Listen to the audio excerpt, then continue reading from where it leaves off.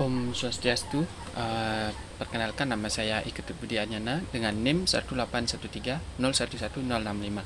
Nah, di sini kami dari kelompok 3 yang mana kami akan mempresentasikan mengenai grafik fungsi trigonometri.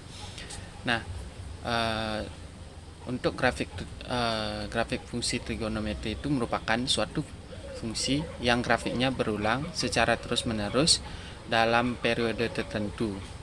Nah, grafik fungsi di sini meliputi seperti grafik fungsi sinus, grafik fungsi kosinus, dan grafik fungsi tangen. Nah, ketiga grafik ini yang kami akan bahas pada materi kali ini.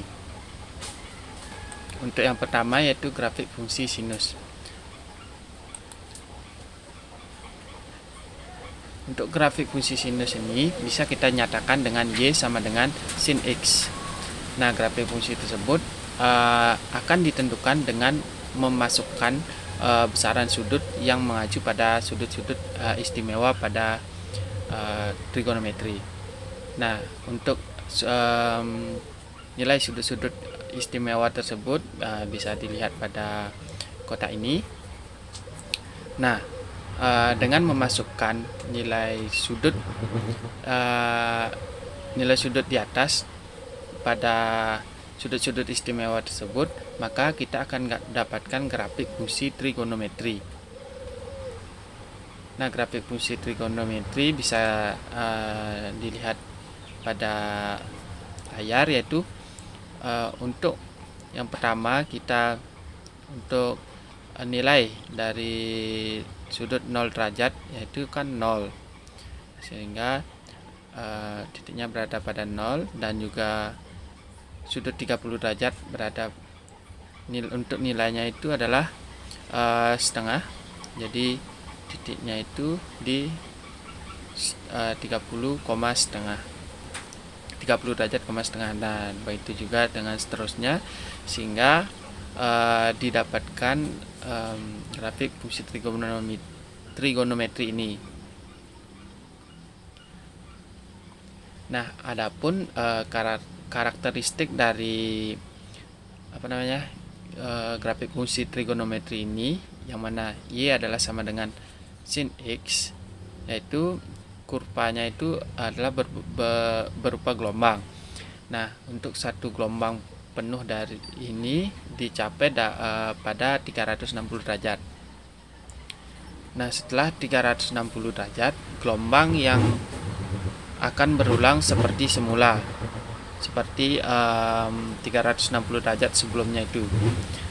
Nah, untuk nilai maksimumnya yaitu adalah 1, dan nilai minimumnya adalah negatif 1.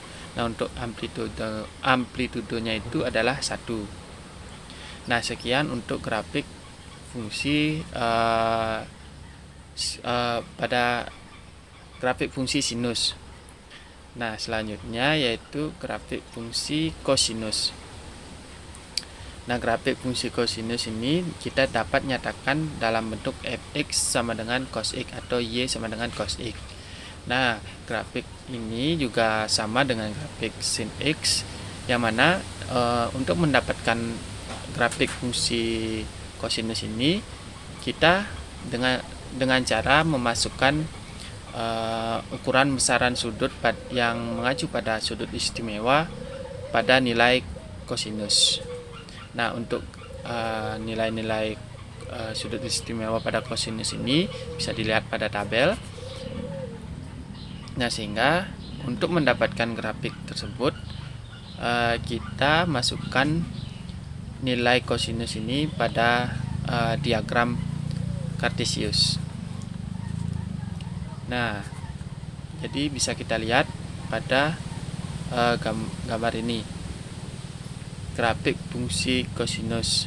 Nah, untuk nilai 0 derajat, nilai sudut 0 derajat pada kosinus itu nilainya adalah 1, dan sehingga titiknya berada di sini, dan nilai pada sudut 30 derajat pada kosinus itu adalah setengah akar 3, dan begitu seterusnya pada sampai sudut 360 derajat yang bernilai 1. Nah, sehingga kita dapat hubungkan titik-titik tersebut sehingga didapatkan grafik fungsi kosinus. Nah, menggambar grafik fungsi sinus maupun kosinus ini kita juga bisa menggunakan bantuan dengan lingkaran satuan. Adapun karakteristik dari grafik fungsi kosinus yang mana Y sama dengan cos X tidak jauh berbeda dengan karakteristik grafik fungsi sinus, yang mana kurvanya itu juga berupa gelombang. Nah, untuk satu gelombang penuh dicapai pada 360 derajat, dan setelah 360 derajat itu gelombang tersebut akan berulang seperti semula. Untuk nilai maksimumnya itu adalah 1, dan juga nilai minimumnya itu negatif 1. Nah, untuk amplitudenya sendiri adalah 1. Nah, sekian presentasi dari saya, dan selanjutnya akan dilanjutkan oleh rekan saya. Dari saya cukup sekian, terima kasih. Om Santi Santi Santi Om. Kenalkan, nama saya Nyoman Artami dengan NIM 18130111076. Di sini saya akan melanjutkan presentasi dari rekan saya, di mana materi yang saya bawakan yaitu grafik fungsi tangan Y. Nah, fungsi tangan dinyatakan dengan fx sama dengan sin x per cos x. Nilai tangan tidak terdefinisi pada nilai x yang menyebabkan nilai dari cos x-nya itu sama dengan 0. Untuk x-nya yaitu pada plus minus V per 2, plus minus 3V per 2, plus minus 5/2 V, dan seterusnya, yang merupakan asympto tegak dari grafik fungsi Y sama dengan tan X. Nah, ketika nilai X mendekati V per 2, maka sin X akan mendekati nilai 1 dan cos X-nya mendekati 0. Nah, ini berarti bahwa tan X untuk X mendekati V per 2 akan mendekati bilangan positif yang sangat besar. Sebaliknya, apabila nilai X mendekati min V per 2, maka nilai sin X akan mendekati min 1 dan nilai cos X-nya mendekati 0. Ini berarti untuk nilai tan X, di mana X-nya mendekati min V per 2, adalah mendekati bilangan positif yang sangat kecil. Nah, nilai dari fungsi tangan positif di kuadran 1 dan kuadran 3 itu adalah positif, kemudian di kuadran 2 dan kuadran 4 itu bernilai negatif. Nah, bisa dilihat pada slide, ini adalah X pada sudut istimewa dan tan X, nilai dari tan X-nya. Nah, ketika nilai X-nya 0, sudutnya 0, itu tan X-nya itu bernilai 0. Nah, dan ketika X-nya 30, nilai tan X-nya itu bernilai 1/3 akar 3. Kemudian untuk ketika X-nya sama dengan 60 derajat, itu nilai tan X-nya itu akar 3. Dan ketika X-nya 90 derajat, itu nilai tan X-nya tak berhingga, dan seterusnya.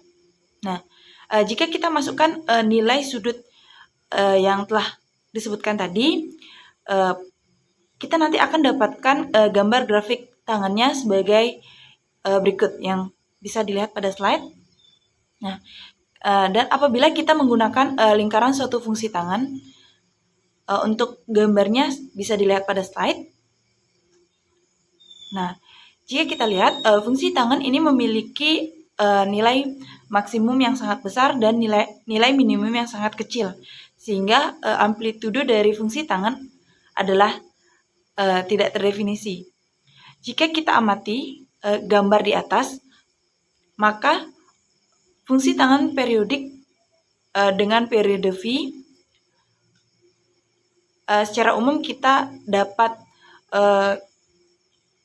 tuliskan bentuk umum dari grafik fungsi tangan, yaitu Y sama dengan A tan B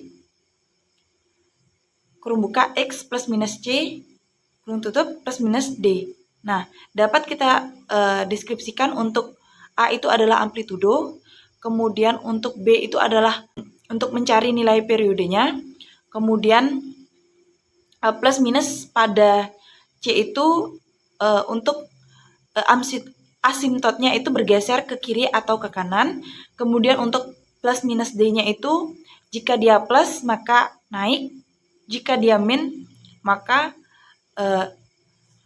titiknya itu turun. Sekian presentasi dari saya. Terima kasih.